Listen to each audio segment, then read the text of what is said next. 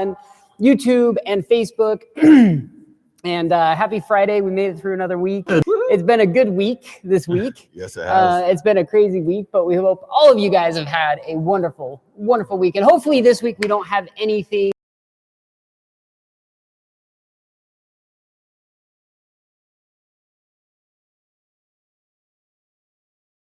got some questions from you guys that we didn't get to last time. Yeah. So we do read the comments, so just because we respond to it right then doesn't mean we won't see it and Yeah. then we'll answer it. Yeah, so ask us questions. But we do have some news and rumors going around, some crazy rumors. But let's get through the ads first. This week we have a metric ton of. Remember last week that it was like, hey, today is the last day of our sale, but like we have so much more stuff happening. Yeah, this is it. Well, what's funny is last week I had a lot of people, like when we ended our last sale, I had a bunch of people hit me up and they're like, hey, I'm about to place an order, or do you guys have any sales going on or something like that? Yeah. And it's like now it's like, yes, we've got a lot. So White Line, 25% off their springs and their what they call their Grip Series 1 kits, which is springs, sway bars, end links, sometimes chassis bracing. Basically, the White Line engineers have designed these kits specific for your vehicle. Yeah, they're pretty cool ass kits. They're really it's cool literally kits. It's one kind of stop. it's kind of like a proper handling bundle is what they should call it. Should be the PH1 kit. The proper handled bundle. Yeah, the proper handle bundle. The Method wheels 20% off, which is And really soon, cool. and soon, ending on soon. Sunday night. Get these beautiful Method wheels behind us on your car today. Auto Styled, 15% off. Auto Styled makes interior shift boots, shift knobs, e-brake boots. Certain vehicles, I think they make short throw shifters, 4 shifter bushings, that kind of stuff. Yeah. Engine Technologies is 10% off. I want to say kind of real quick, this is like, I still love that this name's around. Engine. It's old school. It's old school. Yeah, and I just love that it's still around. I think I once read a magazine article about how Engine got started, and I think it was just like a dude. If I remember correctly, I'm probably wrong, so don't quote me on this, but it was just like a dude, and he's like, all these intakes suck. Yeah. You know, other than like the JDM intakes and stuff, but those are like hard to get and expensive. He's like, I'm just going to create my own intake company. And then they just blew up, and now they're like one of the leaders in intake, which is really Now the cool. dude's hanging out in the Bahamas at his house. Probably. iBox, everything iBox 5% off. So if you want some red handling goodies. And of course, our Project STI giveaway, which ends in like 4 freaking days. So Yeah, it's down. yeah, so if you guys want a STI and you for free, I guess. Friday, man. This is Yes, great. Okay. we're off to a good start. If you want an STI and you don't want to go out and buy one, you just want to win one like everybody does, $5,000 and $5,000 cash money, you can win it from us. We're giving away ours. It's you basically how this works is every $5 you spend at rallysportdirect.com, you get 1 entry into our drawing. So how it works is the official entries stop April 10th. Yep. Okay. Then I know we're going to get blasted with emails and PMs and DMs and we'll get the hate messages like, oh, you're gonna buy something today, but the contest ended up moving to go somewhere else. yeah, Like, right. you had your But that's chance, fine. man. But like, I know we're going to get a bunch of messages like every day from after April 10th. When is the drawing? When is the drawing? When is the drawing? It will take a bit because we have to send those off, all the entries off to a third party. They go through and I think whatever they do, but it takes them time. And They then have to grab what we send out to them and all the mail-in rebate or mail-in rebate. Not- The mail-in entries. oh yes, and then they will officially pick the Wiener, and we will then announce that. We'll try to be prompt about it, and we'll of course announce it as soon as we can. And you have 7 days to respond. If you don't, then it's going to someone else. Oh, that's right. Yeah. So basically, if you do win, you need to jump on that ASAP. ASAP Rocky. So anyway, let's get into the big, in my opinion, at least for me, because I actually give a crap. The big news and rumors this week. Big news and rumor, because this is your favorite car. Arguably one of my favorite cars. Okay. A new BRZ FRS is apparently going to be produced. And when they say new, so Subaru and Toyota, I guess, said we need to, and there's, again, some translation issues here. Yes. Because Japanese. But they said we need to have a completely new platform. Now, you could take that as literally building the car from scratch up from the ground, right? Like meaning completely scrap the old car, whole new chassis, new drivetrain, new everything, right? The whole car is completely new. Or they could just be making like a new chassis revision. So instead of like the ZN, it could be, or like the ZN6, it could be like the ZM6 chassis or something. So it's still like the Z series chassis, but it could be just a revision of that. The big rumor is that they're supposed to have a 2.4 liter in it, which means it's probably going to be the FA24 engine, which then also gives people the hope, because I literally, as soon as I read that rumor, I thought I was hearing something in the background, and what it was I think all the Toyota and Subaru BRZ fans were doing like the rain dance essentially collectively for Subaru, the power dance for Subaru and Toyota to come out with the turbocharged FA24, which in my honest opinion, I really think they might do it. I think you might have two versions of this car. I think you're going to have your standard NA lightweight dedicated to balance and handling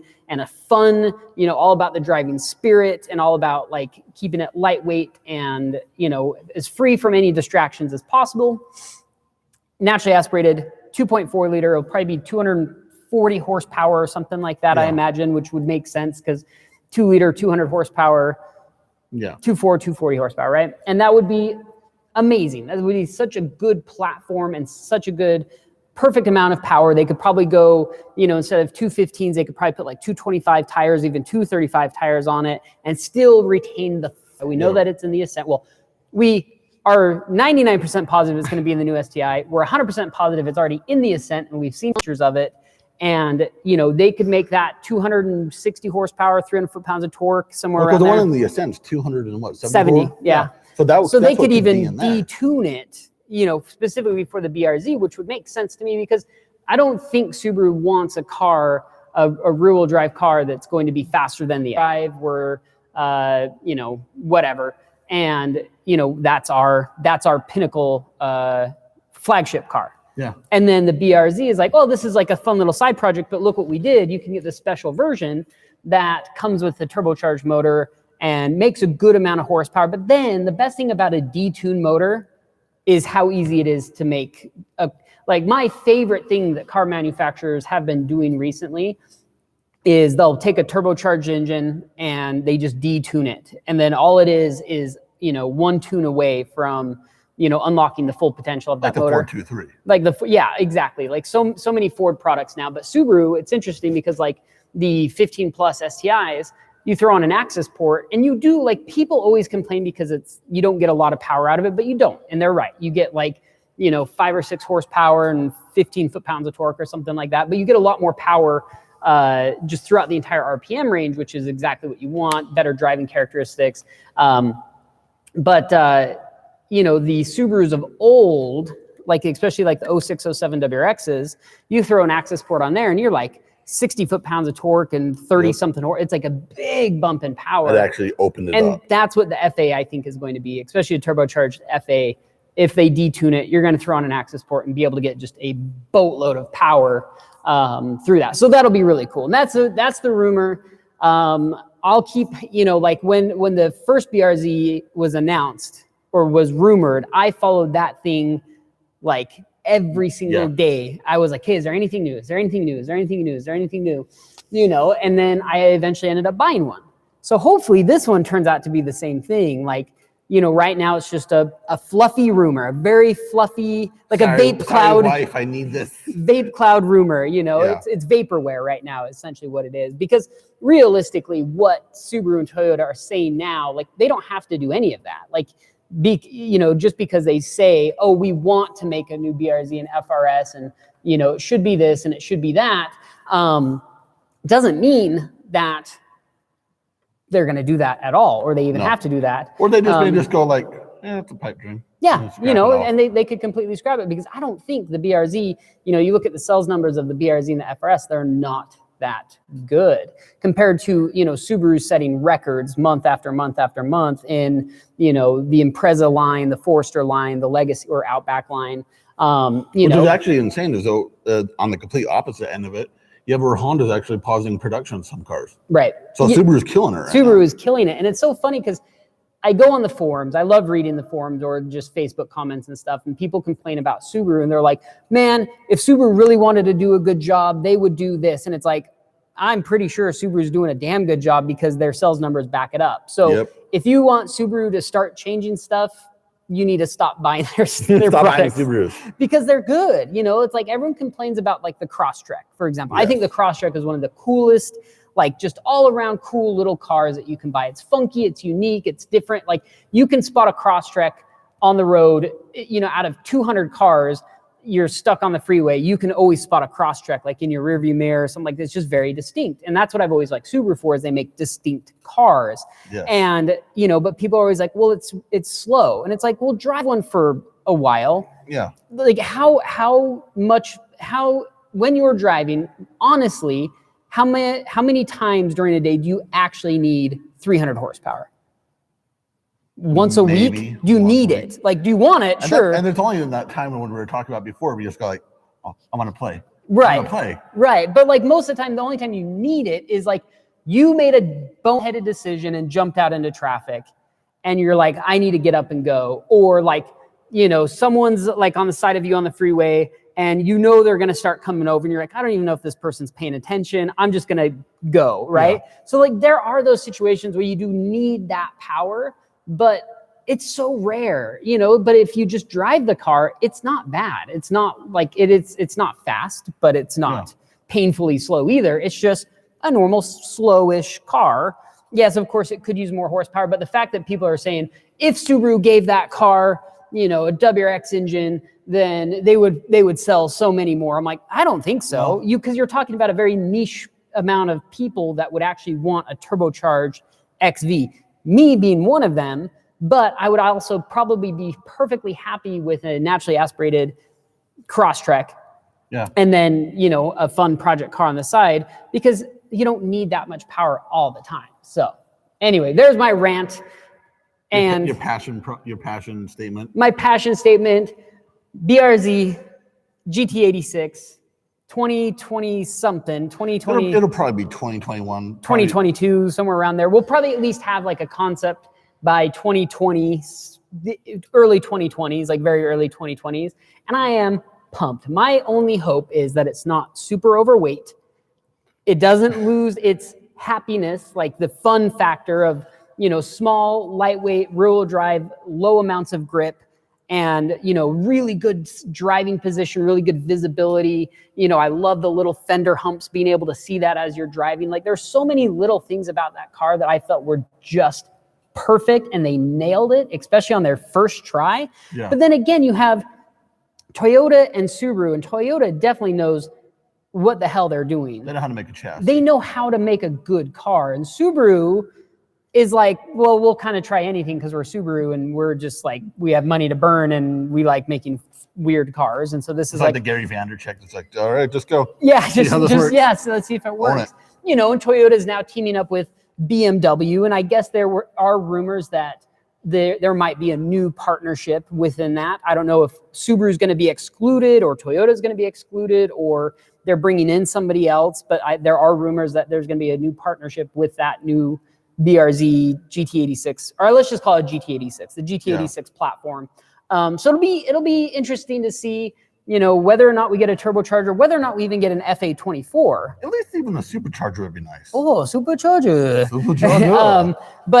So it's. I think it's very exciting. I think that's some of the most exciting news that I've heard in a while, and I will definitely be paying attention to it because I think that is a car that it is the definition of a every man's sports car. Yeah. Like, how expensive is a 370Z? Brand new, they're 30. Okay, not too bad. Never mind. But here's the thing: it's like the alternative to where if you like, I don't want a Miata. Yeah. You just go, I want that. That's and I don't want a Miata. I love Miatas. I've owned Miatas, but I don't want a Miata. Like, I've owned Miatas because it is, by all definitions, a very pure sports car, and it's exactly what I'm looking for as far as, you know, likes to rev, lightweight, fun. You can have a lot of fun and be legal while doing it. But the BRZ, in my personal opinion, blows the Miata out of the water in every way, shape, and form. Yeah.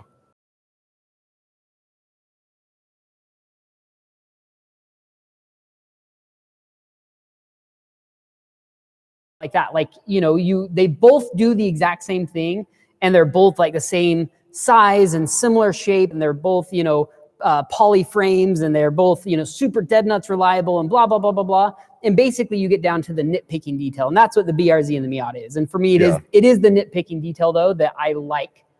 I like the BRZ more. I like the hard top. I like the way it looks. I like the interior a lot better.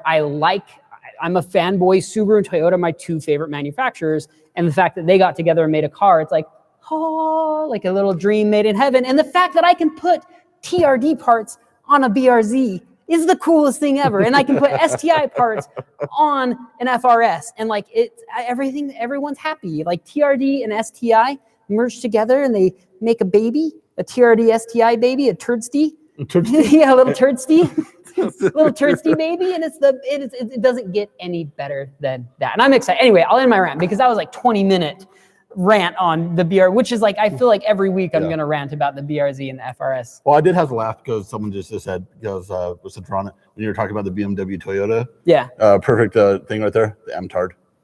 Yeah, exactly. It's but like I do like those combinations, and I do like being able to combine in-house tuner division parts on these cars. I think it's really neat, because then, yeah, if the BMW Toyota thing, maybe, I doubt it, but maybe if BMW has a similar car that shares the same chassis and a lot of the same panels, BMW will come out, or M will come out with their own little aftermarket parts for it, and TRD will come out with their own. That would actually be interesting, because of how it's the new Z4 and it's the Supra that they're combining with. That would actually be interesting to see if they will allow that to switch over. Maybe. Like suspension and stuff like that too. It would be certainly a lot cheaper for them to not produce a car with different panels, but then you're talking about a more premium car where I think BMW people won't necessarily want to be associated with, well, I'm driving a BMW badged Toyota. But you know the Toyota, you know there are going to be some Toyota people who are buying the Toyota be like, oh, like this is a BMW. It's a BMW. So they can tell, like, the girls are like, what do you drive? Like, well, it's technically a BMW, like at a party, you know. Well, it's tech. I mean, it is a BMW, but you know, it's got a Toyota badge on it. So it's like a Corolla. Yes. Yes. It's a 3 Series Corolla. So the other thing, I really didn't think this. I knew this would happen, but I was hoping it wouldn't happen. People are actually buying the STI Type RA for like not even 50. I saw one at like 55, I think. Locally, there was a couple of dealerships are putting it at 60. And people will buy it. Yeah, people are buying it. Please, if I can get one message across, it is a cool car. It is not worth anything over MSRP. I'm saying it right now. It's not a collector's edition. There's nothing that special about it. Listen to somebody who is a hardcore Subaru fanboy. If you get one, you're awesome. If you buy it for sticker price, great. I don't know what you're doing. I don't know what you think is going to happen. Like you're going to be able to sell it on Bring a Trailer for, you know, $72,000 tomorrow. It's an investment for 30 years later. It's not. It is not an investment. There's nothing that special about that car. It is very cool. I will tell you, the parts that they threw on it are very cool, but there is nothing outside of parts that they've thrown on it that makes that car worth paying over a sticker. If Subaru wants to market at $45,000, great. If you think that's a fair price, but I guess I should say the same thing. If people are selling it for $50,000 and you think that's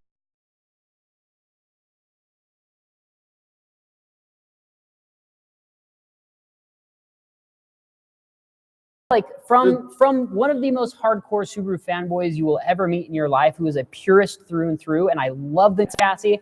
I love the 2018 Plus. I think everything is great on them. I think it's one of the best cars Subaru's made. It's not worth paying over sticker for. Wait a few months. Be patient. Well, it's like, look at the Civic Type R. When it first came out, they were asking $50 for it. The Focus RS. $55. And now go to any Ford dealership that still has a Focus RS that's collecting dust and see how much of a bargain they're willing to give you for it. Now, granted, the Subarus are definitely going to sell better than the Ford Focus RS because they just are. Because it's a Subaru and Subaru's going to be able to move them. They already have that target demographic. They already have a big fan base behind them that are willing to jump jump onto that car and apparently even pay more than sticker price. However, in my personal opinion, if you went and bought it for $55,000, $50,000, $48,000, you should really consider talking to a financial advisor first. All right, question. Okay. Brand new Type RA for 55 or a new Mustang GT350 for 57? Mustang GT for 57. Your fun per dollar, you're strictly going off of like performance versus fun versus looks versus take everything into consideration. Even even just longevity of the car. Yes, the Subaru is going to last longer. It's probably a little bit better built, but that Mustang will blow your beeps off balls. Yeah. And the STI just won't.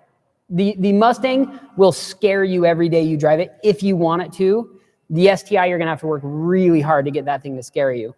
However, if you want an STI for a car that you really have to work to get it to like bring you those smiles, you can buy a much cheaper BRZ and you'll get the exact same thing. God, you really got to work for it to get it to get it like, whoa, I kind of puckered up there for a second, but you work for it even more and you get a little bit better pure driving experience. So the STI is kind of somewhere in the middle.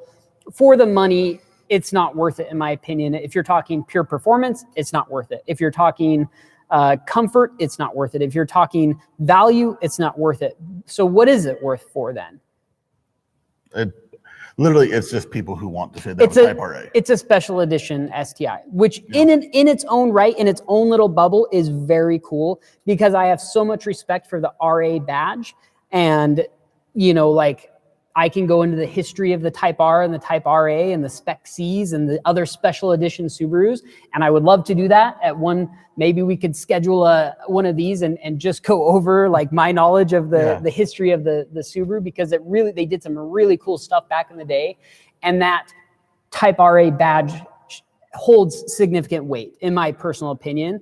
But also, I do not feel like that car is necessarily deserving of that RA badge. It's a marketing ploy. It is marketing, but at least they did throw some cool bits on it. So anyway, another rant by me. I apologize. I'm sure. And actually, one more thing too, I have to bring into this. Okay. Because as silly as it sounds, there's 2 special edition STIs for sale right now. What are they? It's Type RA. Oh, and then the blue one. The blue one. How much is that one? Those are going for 50. If you buy the blue one, the grandma blue. Call me up and I will come over and kick you in the nether regions. Someone says 22B for life, best car ever.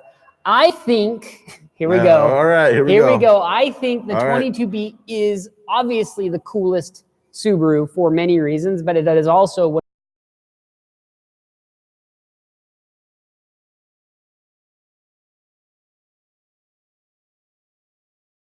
nothing special about the 22B. There's absolutely nothing special about it, but the fact that it has handmade fenders, a hand-built engine, the heritage behind it.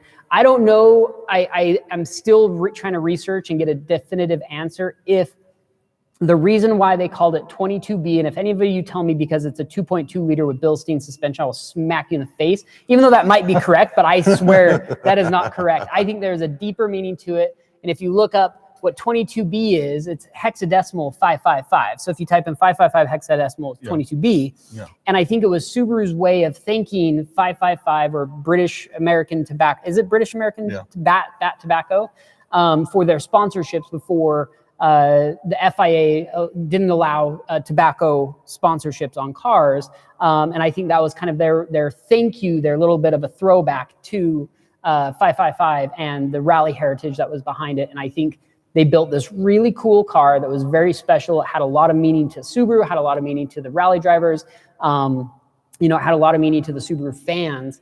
And I feel like that 22B name has more to do with 555 and rally than it has anything to do with the engine displacement, the suspension, anything else out there.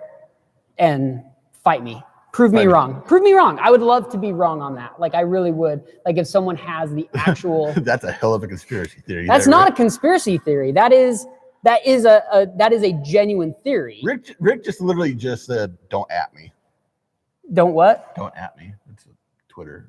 Oh, Like, don't tag me. oh, Like, don't go tag after me. don't go But yeah, after me. that's my theory, and I'm sticking to it because I am a Subaru fanboy, and I want to believe that there is something more. I hear massive Googling going on inside this Maybe, building right but now. I would love it. And like, it's funny because I watched like a little short documentary on the 22B. It was like on YouTube or something. And I'm like, so much of this is wrong. I'm like, I didn't even grow up like with this car in my garage, and this dude is driving it. And I'm like, you're wrong. That's wrong. That's not correct. That's not correct. So, but like Brett Middleton of MRT in Australia has some really cool, like old school videos on the 22B. And he does a really good job of talking about it.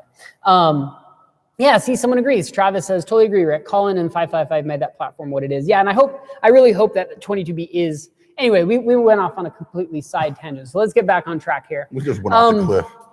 So, and this is a question for everybody out there, and you really have to think about this.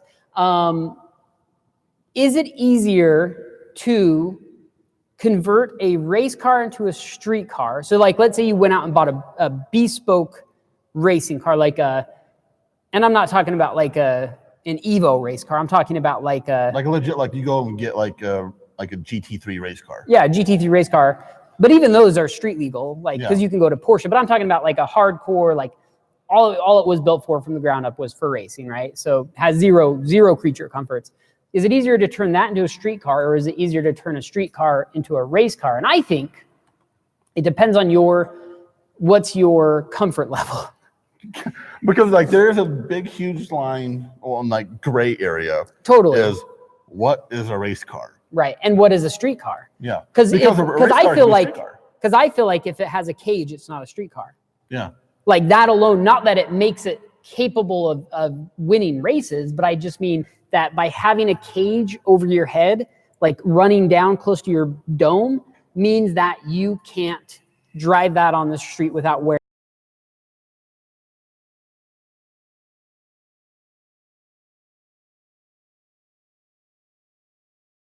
attached to the cage itself.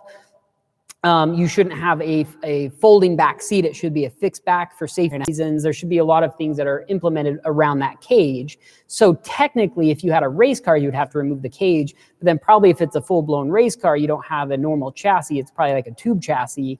And then by removing the cage, you basically just have tubes. Tubes everywhere. Yeah. And the reason, and the thing I'll go into is that if you're putting a street car and you put it to a race car and you go to take it back to a street car, like that's where you've got like cut up the chassis, you've cut up the interior, thrown it away, then you have to piece all that crap together. And I think that that's a little bit harder. But then again, if you're comfortable with having no interior at all and got rid of the cage and got rid of the hard ass suspension and got rid of everything else, and you were fine with just being a bare like street car or whatever, then you were fine. Yeah. Fine. But I would much rather turn a race car into a street car, because then I would just put on a little bit softer suspension, maybe put some dampers around the fuel pumps, like basically try to make it a little bit like less obnoxious to drive, put on a quieter exhaust, put in a little switch just for like blinkers and stuff like that, and put a little switch behind the brake pedal. So it's like when you hit like some pretty basic stuff to make it street legal. I think that'd be a fun car. And drive it every day. Would you? No, absolutely not. but I would like to. So I don't know. I think that is an interesting question. Yeah, our comments just blew up right there. We'll go over them later. Okay. And someone was calling me. Sorry, I'm expecting a very important call right now. But we'll continue on. Is that the important phone call? This is a very important phone call. Okay. Who has bigger huevos or balls? F1, WRC, NASCAR, trophy truck, or MotoGP? That is hard. I know for a fact, I would say MotoGP without question. Like that's up there because, and I'm not talking about like a track with good amount of runoff and stuff like that. When I see those dudes racing on Isle of Man, I'm like, I would never do that in a million years. You could not pay me enough money to run at 200 miles an hour down those streets. And like, it's just the sketchiest thing. Next, I would say WRC. Yes. Next, I would probably say trophy truck. WRC and trophy truck are kind of pretty similar. I just think WRC, they're probably in most stages of WRC, the death probability of death is a little bit higher. And then NASCAR and F1, probably F1 next, and then NASCAR's last. All right, now here we go. I'm going to throw in a wild card here. Okay. Drag racing. Okay. Like Top Fuel dragsters. What do you Those think guys are nutty. Where would those go? That would probably be. That'd be close to BWRC because you have the 8,000 horsepower behind you. That's just So ready to knock your head off. I think Top Fuel is, 99% of the time those cars probably, well, maybe less. I don't know enough about it, but they probably run without a hitch. You're going straight as long as nothing goes wrong. Like you keep it, like you know what you're doing. You keep it like, I imagine the adrenaline from that is pretty crazy, and the forces involved in that are pretty crazy. But I would probably put that, I would say under WRC, under NASCAR, or not under NASCAR, under trophy truck. So probably like second to last. But when stuff goes wrong in those cars, it goes really, really wrong. Yeah. Like scary wrong, because then you're dealing with like volatile nitromethane, an It engine. doesn't care who you are. Yeah, you're dealing ruin your day. with power levels that are like, realistically, my mind cannot comprehend how those engines can produce near 10,000 horsepower. Like you think of 1 horsepower, like take a 1 horsepower blender, which most blenders even aren't 1 horsepower. Yeah. Put your hand on it, or just take any motor that has 1 horsepower and try to stop it with your entire body force. It will twist you up. Yes. 1 horsepower will destroy a human being, like without hesitation. Especially you. Yeah, and like if you have a lot of leverage or something, obviously if you have leverage can, like that, that's where you can go. But so you think about 10,000 horsepower, and the amount, like what's going on inside that engine, the amount of just hellish things that are happening inside of that engine, that it's like. And I love the slow-mo, how you just see the chassis just screaming and crying. Yeah, and I've read facts. There's some really cool Top Fuel dragster facts, and I'm not going to say them because I can't remember them off the top of my head, and I'm not doing them justice. Yes. But they're very cool. Some things like they compress the air and fuel basically as almost to a solid, because it has such high compression between the supercharger and just the natural compression. Yeah. And the temperature of that fuel burning is enough to split hydrogen and oxygen from the moistness in the atmosphere. Just so many crazy things. And it's those cars. And then think about the pure amount of fuel. Yeah. Yeah. And the amount, and then the fact that those engines have to get rebuilt all the time. Everything about it. And then the spark plugs are basically little mini arc welders, that are just and I've heard that they essentially melt themselves halfway down, and they're basically just dieseling the rest of the way down the drag strip. Just a lot of crazy things. Yeah, it's insane, man. Yeah, it's to me, I think as far as racing technology and racing, the advancements of racing technology, I would say Top Fuel dragsters are up there, because it really, I don't know all the rules, but to me it seems like one of the last true unlimited. Well, because even how crazy it was is that they used to be 1320. Then they put it down to shortened it. 1,000, and now they're going faster than they were at 1320. Yeah. And you're just Yeah. you can't stop that It, anymore. to me, it's the last unlimited to just dump as much money as you can into figuring this out, how to go faster, and all they have to worry about is grip, aerodynamics, and just making it down to the end. Well, all they have to worry about is just how to make it to the end of the track the fastest. Please let it last 4 seconds. Right. Let it last 4 seconds. Yeah, it's so nuts. I really love it. Someone says 2-inch diameter fuel lines. It is nuts. The amount, it's basically taking a garden hose of fuel and just dumping it into your engine. All right, guys, go. Yeah, right? Because I think they drain enough fuel. I was reading something where if you took a gallon of milk and dumped it out, Yeah. they burn more fuel than that. Oh, Just easy. dumping, so it's really impressive. But I don't know enough about them to really do it any sort of justice. But I do kind of get a nerdgasm over when I read about them. But I'm a hypocrite, because I never sit down and watch Top Fuel dragsters. Yeah. I think it is one of the most boring things in my life. It's right up there with basketball or something, and I'm sorry to all you basketball people, but I just have a really hard time just sitting down and watching it, even though, like, when I start thinking about it, I'm like, oh my gosh, that's the coolest freaking thing, and like all this stuff going on, and just the amount of forces involved, and that is so neat. And then it's on TV, and I'm like, eh. But I would watch. in person. In person, it's unreal to feel it shake you. I was on the It takes freeway. your breath out. I was on the freeway driving near the drag strip, and they had Top Fuel out there. Yeah. And it hit. You know, they went. I literally screamed. I was, ah! Like that, like a girl scream in my car driving, listening to music on the freeway. And that dragster hit, and it was so loud and so much force, it scared me. I thought a bomb went off or something. Like, Yeah, you're so scared. You're like, what's happening? yeah, like I got scared, like visibly, like girl scared, you know, like you know when girls scream like over a spider Yeah. or something, they just all of a sudden just scream, be like they can't help it. That's what happened to me. I literally let out scared, like So you were fear came out of my body. You were that Bill Burr guy who made the girl sound Yes. on the airplane. Like yeah, I but then I was so pumped after that. Once I realized what it was, You're I'm like, by oh the drag yeah. strip. That's why. Yeah. Oh, that's why. Oh my gosh. Oh, did you know Formula D starts today? It is? Yes. Okay. But and it's funny because you actually wrote this one, but Yes. I agree with you 100%. My view of Formula D, and I've thought this for a little And bit, this is all happening within the last 5 years. it is getting far too commercialized. Like just completely commercialized. They do play favorites, and I don't know who's competing this year. The only reason I know who's competing is because like I follow Mike Kojima. Yeah. And he builds Dai Yoshihara's car, and Dai just came out with like the Drive or Die series and stuff like that, and that's cool. But other than that, I have a really hard time caring about professional drifting. I like watching. It's hard. It's hard because like honestly now it's because it's like it's to me it's no longer really like tuner cars. No, it's not. It's It's like- just it's. High horsepower V8s, Vipers. But then tires. there's nothing exciting enough about professional level drifting to get me excited. Like I watch WRC and my heart gets pounding. Like I'm like on the edge of my seat, you know, or Yeah. even like a good F1 race or even NASCAR, like a good race. I'm like on the edge of my seat. But like when I watch drifting, I like the sounds. I guess I kind of like the smoke.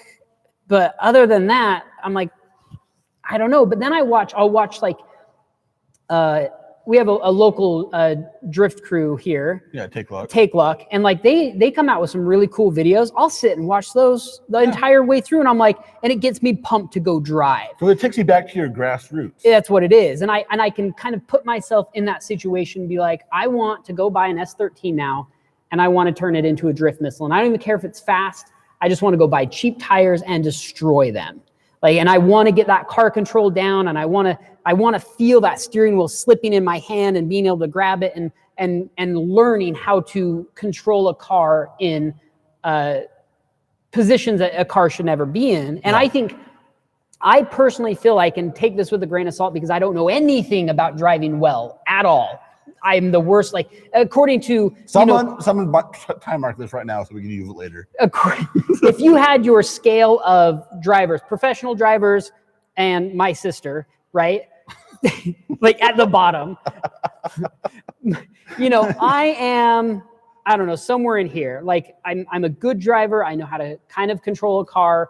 I can get a car sideways, and sometimes I can keep it there. But like, professional drifters, WRC, NASCAR, F1, anybody else, they're way, way, way up here. And I'm way, way, way down here. So take this with a grain of salt. I feel like learning how to drift properly will make you a better grip driver. Yeah. Because You can find that limit. and when you've surpassed that limit, your brain goes into, I've been here before. I'm not going to clench my butthole and slam, both feet in and just go off the track. It's okay. I know what I need to do. I need to let go of the steering wheel just a little bit, just to get that. Okay, so we're now sliding sideways back in control. and not just instantly stepping on the brake, but feeding in that throttle, controlling the steering wheel, and being able to control that as you're exiting the turn, or even as you're coming into the apex and your car starts stepping out on you because you've broke a little bit too hard and your rear end starts coming out. And instead of freaking out and ruining the line, and not even crashing the car necessarily, but just getting yourself out of the game mentally because you just scared yourself. You just puckered, right? And that's all it takes for your head. And then it takes you like a lap or two before you like find your rhythm again. Okay, found it again. Yeah, but I think so if you can learn how to drift, I think everybody who's wants to be a serious grip driver should just, even for fun, go out with your local drift team. They'll probably let you borrow a car or 3 or 10 because they're all most of them are super friendly. And go and if learn. you wreck it, not like a horrible fashion, but if like you knock the bumper off, they'll care. They'll stand up and applaud and be like, do it again. Yeah, and they're like, oh, did you buy the $1.33 bag of zip ties? Because that's what this is going to cost to fix. I got my drill. Hold on. Yeah. And so I would always recommend that. And I think drifting is absolutely phenomenal, but I'm not excited about professional level drifting in really any capacity. I really enjoy watching like Ryan Turek's behind the scenes type videos. I like watching, they'll go out to just like a local drift track in their drift missiles, and then he'll bring out his like Ferrari powered BRZ or whatever it is. And I like those videos a lot, but I have a hard time getting into watching D1 professional level drifting. It just doesn't interest me. Now, because we actually talked about this when we were on the podcast about a year ago, is because now the FIA is now coming in, they're going to start regulating drift. But I still don't think that's something that can actually be done. I don't think so. I think you really have to keep drifting fun. I think drifting fun. That's literally I think to come in and try to commercialize it even more than it is just going to ruin that sport. And I'm kind of sad to see that happen, but it's how it's going to be. But I'm sure the same thing could have been said for NASCAR. I'm sure the same thing has been said to death. Group B, like as these sports get faster, the drivers get more competitive, the drivers get better, the sport gets more popular, more sanctioned, organized bodies come in and try to control it. Everyone wants their piece of the pie in this. It's either going to get ruined or it's just going to get so played out that it's just going to, like, no one's really going to care except for like basically they're just going for TV ratings and stuff like that, and they're not really going to care. Like, well, because we're going on to tirade a little bit, but like the FD Pro level builds are really crazy. Oh, they're insane. But and you have to respect the builds, like But the other thing is, most of the time though, what makes me sad is, a long time ago, you could have built a car, and if you progress enough in drifting, your car that you went through your S13, you really like learned, you beat it down to the ground. Cool. Now you went out and bought an S14. It's cleaner. You did things right because now like how the car needs to be set up and kind of what to do from the beginning. You put an LS1 in it.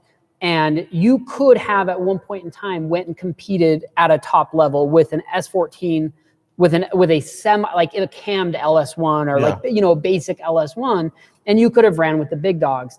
Now you sponsorship money, bro. You won't even be close. Yeah. Like you're not even gonna scratch into that realm, because now every drifter has an S14 with an LS1 in it that makes 500 horsepower. But now professional level, they're making probably close to 1,000 horsepower, 800 horsepower. Well, like a couple of years ago, you had Tanner Faust in a freaking Scion TC that had a NASCAR Toyota engine. Right. And isn't there like a Ferrari competing or some ridiculous? That's one of Turk's fun cars. Okay. Yeah, it's getting ridiculous. But I'm not saying the builds aren't cool. They are very, very cool. But it has definitely lost its grassroots feel to it, which is fine.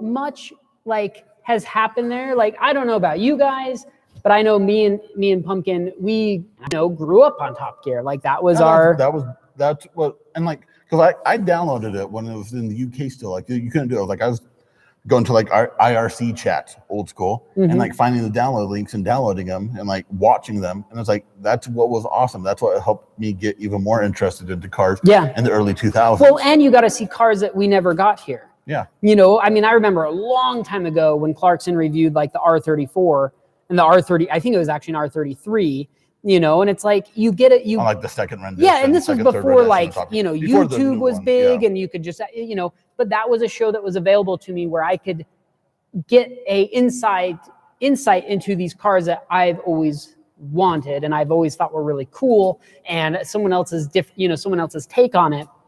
But yeah, the fact that and apparently they're getting rid of the track to Build homes. da. We really need a new Plague Man. I hope We really do.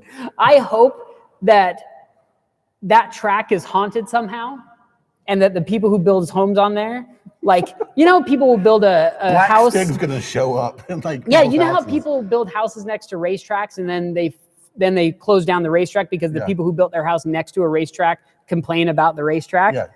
I hope that those people who build their home on top of dead Top Gear test track get haunted by like, Ghost Stig and is like straight piped like RB26 or something, just, you know, like bouncing off. And like every morning they're like, 20B straight pipe. yeah, no like turbo. every morning it's just like at 5 a.m. you just hear this like just wail and just like, you know, and that happens every single day for the rest of their lives. Yes. And that's the only way that would make me very happy. Because like going to it, like people ruin racetracks. Like it sucks. It's like the one thing, there's that meme there where it's like people complain about street racing. Street racing build a drag racing strip. People drag at the race strip. People move next to the race strip. People complain about the race strip. Street racing. People start complaining about street racing again. Yeah, and that's just the way it is. And it's really like, and what sucks is like our local track here out in Tooele, it used to be out in the middle of nowhere. But homes are spreading now. But homes are now, And myself businesses. included, Yeah, is you're moving moving out out to Tooele, you know, like, and so, you know, but and businesses are going out there, which is really good for the city of Tooele. But you are like, as Tooele starts spreading out, you're going to get people that are going to start moving next to the racetrack and going to What's be that loud complaining sound? about the racetrack because it's loud, because Yeah. racetracks are loud. And you can do like what Laguna does and limit a dB, but I think what's there is 110 or something, which Yeah, is not quiet. Yeah, it's not quite. You know? But it also then restricts like the real loud race cars. Like from people can correct me on there, but like some of the like 2004, 2005 Formula One cars, like they have to do it like with a certain permit that they can only do it like certain time till they can warn everyone to let them know that these cars are going to be this loud at this certain point, and it's just a pain in the ass to get that permit in order for cars to even do that. That's why I like Monaco. Oh, it's just loud as hell. And it's just like, Yeah. it's just there. It's just there. Yeah. People are like, yeah, ooh, race cars, you know? Well, like that. So I like street circuits. Me too. I really like street love the circuits are my bumpiness. favorite circuits, like Yeah. without a shadow of a doubt. Now, there have been a few new ones that they've built, and you obviously know more about this than I do, but like they're beautiful. They are truly stunning. Because I don't know if you've ever been out to Laguna Seca, but it's not pretty. Like it's a shit. Like the track itself is really nice, but everything else around it, it's old and falling apart. But I remember playing it in Gran Turismo, and I'm like, wow, this is a really beautiful track. Yeah. And the environment around it was all very pretty. But you go out there and you're like, oh, this is like kind of just dirt out here. And I mean, Yeah. it's like Tooele, you know, Tooele is nothing pretty, but at least all the facilities are new. Everything's new. So, you know, but Laguna Seca, it's an old track and everything shows its age. And I don't know if they've rebuilt it recently. I mean, it's been years since I've been out there, but, you know, it's old and crappy and stinky. But anyway, let's get into questions That we had for last week. Last week, you read the first one. All right, first one we have, and like Facebook people ask some questions and we'll actually answer them. We may not answer them when you have it, but if you ask them, we will answer We'll them try a to week get to later. But YouTube. All right, we have Blue STI. Why are you guys getting rid of the 2015 STI, and what are you replacing it with? Because it's haunted. No, just joking. We are getting rid of it because we are making room for just another car. I don't know exactly what we're gonna get, but so right now it's just me doing everything. And for me to be able to work on the FRS, the WRX, the Focus RS, the STI, all the other employees' cars that we do stuff to, is just too much for me.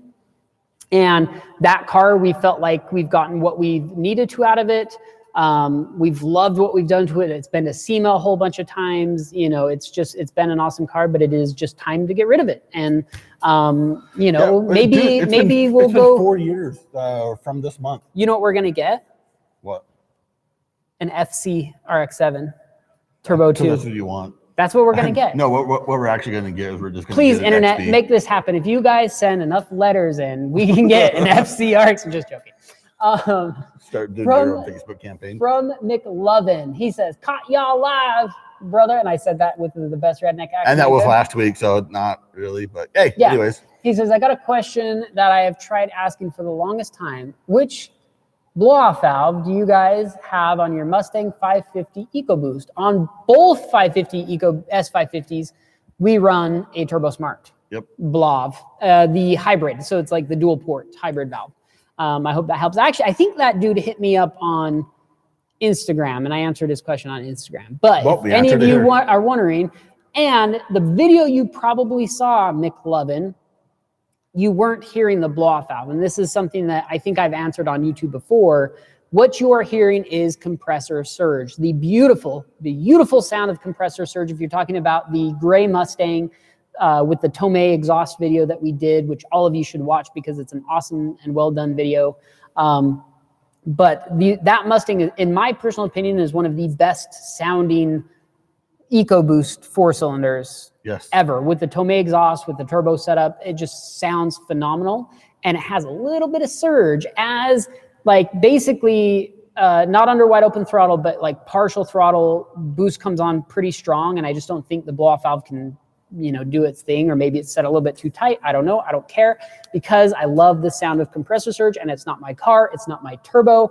And if you don't mind spending the money on, you know, maybe a turbo rebuild a year sooner than it would have been otherwise, compressor surge is one of the most beautiful sounds in the world. Yes, I completely agree. That's why I love it on the I would on WRX. argue I love that's that actually a sound. good question that we should put out. What is the best sound a car can possibly make?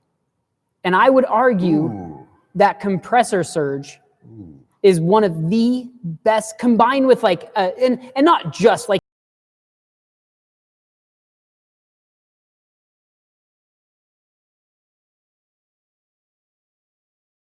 like induction noise, an exhaust note. Compressor surge is one of the most beautiful sounds. And I don't care if it's under acceleration or between shifts. Yeah. Compressor surge sounds. It will make, if you want the coolest sounding blow-off valve that you've ever heard in your entire life, and you want to impress all your friends and all the girls on the side of the road that I know you do this to, and you blow off, you see the group of girls, and of course you're going to let that thing rip, right? So if you want the best sounding blow-off valve, here's what you do. Take off your blow-off valve, and you will get compressor surge, and it will sound, you will be so stoked, and your turbo will hate you forever. And that turbo is going to be screaming in pain every time you shift, but it won't matter, because those girls on the side of the road, they're going to look and they're going to be like, dude, is that Colin McRae? Oh my gosh, I would so date him. And you're going to be like, yeah. But it really does. It's one of the best sounds ever. Sorry, I have to say that John from Turbo Smart, you're breaking Marty Stagg's heart right Good. now. Marty Staggs can go. Does he have a heart? Marty Staggs can put 5 blow-off valves on his car, like that operate like depending on the boost level and the CFM of what's going on, because he'll probably have some fancy sensors, and his blow-off valves, because they're so fine-tuned, won't even make a sound. Like they literally match the velocity and the air pressure, and he'll figure out a way to make a tuned chamber coming out of the blow-off valve into the atmosphere so that it literally says hello to him. Every time he shifts, it's like, hello, Marty. Like Marty would do that, and I don't care. I'm gonna take off the blow-off valve. I'm just gonna jam a bunch of old JB Weld down in the blow-off valve port, put some duct tape on it, put some more JB Weld, and wrap a zip tie around that bitch, and I'm just gonna compressor surge Until the turbo goes. and in a month. Yeah. And then I don't care, because I'll just buy stock TD04s for the rest of my life, and I'll just chew through those things. I'm not even gonna run a filter. I'm just gonna run just turbo. Like I'll just literally just duct tape my MAF sensor right in front of the turbo and just let it rip. And then that way Marty will literally, like that vein that he gets in it'll just pop, and it's gonna be beautiful. You know what's funny? You just described a lot of people's builds. No, this is my build. Oh, that, I know, but my build's gonna be way better than anybody else's build. no, so actually, I'm going to say one other sound that could go with that is when your project's car starts on the first start. Ooh. And not only starts, but okay, no, here's the thing. You've done this your entire build. And I'm not talking about I installed brakes or something like that. Yeah. I mean, you're doing like, head gaskets. It's been 4 years. Yeah, and you're doing building this everything and you've got a lot riding on the line. Like you've spent your last penny and you're like, hey, I've got everything I need, and you put it all back together, and it's that last, like, maybe the last few hours stretch, and you're like, hey, I'm seeing the light at the end of the tunnel. You're starting to put on the accessory belts and the fluids and stuff like that. You go to start it up. And you hear the fuel pump prime. Yeah, you hear it prime. You let the fuel pump come on. You've already disconnected, like you've already have no fuel pressure because you want to let that thing prime. You let it prime. You're like, okay, cool. Starter engages. Everything's fine. No funky noises. Yeah, you hook back up the fuel system. It starts like instantly, just like boom, right? And idles smooth. And you're like, okay, wait. Oil light goes off. You're like, okay. And then you get out of the car and you're looking around, and you get a little bit of smoke. You get a little bit of smoke from the exhaust manifold, just from all the brake clean and whatever. Yeah, just all the crap you've put on there. A little bit of smoke that clear away, and you're like checking, and you're checking. You like look underneath, and you're like, oh, no drips. Like you're looking everywhere, and you're like, everything's like fine, like nothing's rattling, and everything, and like that is the best thing ever. And you're like, because you feel like Jeremy Clarkson when he's like, I did something, like I did it, like I did it right. Like you're so, even though you've done it, you could have done it 1,000 times before, but I don't think that feeling ever gets old. No. Of like, you have thousands of dollars and probably up to 100 hours like invested in this thing, right? Whatever it is. And it all rides on this. And it could completely grenade itself because you messed up one little thing. You didn't time it right. Or you accidentally, like that washer you lost. Yeah, that went down and is sitting on the intake valve and it's just waiting for that intake valve to crack open. But you don't know. And so everything's riding on the line. And as soon as you start it up and everything's fine, and you're like, holy like. Then you go like, okay, this is too good to be true. Right, and then the transmission has to be really right somehow. Yeah, and you roll through the gears like just in neutral, and you're like, hey, and then you let out the clutch kind of, and you're like, hey, that's gripping, everything's fine. Like I think it's good. And then you go for the first drive, and you've got the radio off, you've got the windows down, and you're like driving it, and you're just so intent. It's almost like exhausting because you're so intent on listening for any weird little noise, and it's like. Your tire will pick up a rock and go tink, and you're like, what was it? It's all over with. No, okay, it's just a rock. Okay. It's just a rock. Okay. Like, it's the worst. It's like the best and worst feeling in the world because, and then like a month later, you're like, I don't care, whatever. Like, just, redlining it, like, and just like ripping through gears. You don't change the oil anymore in it. And there was like a time when you cared so much about that little engine and you wanted nothing but the best for it, It's like when you get a new phone and you're like, oh, I'm gonna get the screen protector. Oh God, you're I'm right. gonna get a case for it. Yes. I'm gonna clean my pockets before I put it in my pants every Vacuum time. your pants every time. Yeah, and then a week later, you're like, you're throwing it and you're just like dropping it in oil and stuff, and you're like, oh, good thing it's got that IP67 rating or 76 or whatever it is, and you just don't care anymore. Anyway, should we wrap this thing up? It's 4:00. It is 4:00. Okay. Someone asked a question. Chris, we'll get to you next week. Something with the starter. Yeah. Anyway, have fun. Make sure you go onto our website, check out our sales. We're giving away our STI. Every $1 you spend, you get one entry. Every $5 you spend. That's what I said. Every $5 you spend, you get one entry. Plus, we're giving away $5,000 cash money on top of that. Also, if you go to our website, at the bottom of the page, there's a little pop-up. We're giving away a $250 gift card this month. Just all you need to do is enter in your email. And Method wheels are on sale, 20% off, ending soon, according to Pumpkin. Sunday. And White Line springs and their Grip Series 1 kits are 25% off the already low price that we had on our site. Yeah. I bought 5% off.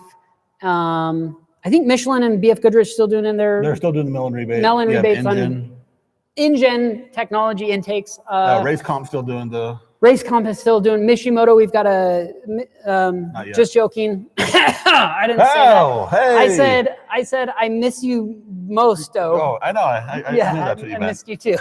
Anyway, we appreciate you guys watching. I hope you guys all have a good weekend. We will be back. I'm still trying to figure out how to get this thing on a podcast. It's been a pain in the you know what for me. So I will get this on podcast form. Hopefully you guys I don't even know if you care, but we're going to try it out. You'll We're gonna see how it listen. works. Maybe- What I want to do is I want to get like a better mic set up in here. Yeah, like actually boom mic. Or something, just because I do feel like, I don't know, you guys should give us some feedback if it's like really echoey or I've been adjusting his mic, so hopefully that's better. We'll actually get like an actual chair for him. So even though I really do like feeling taller than you, but either way. It's the only time he feels dominant over me. Yeah, hope you guys all have a good weekend. Be safe. Go drive your car. Change your oil. Have some fun. Have some fun. Yeah, we'll see you guys next week. Bye, YouTube. Bye. Bye. Bye.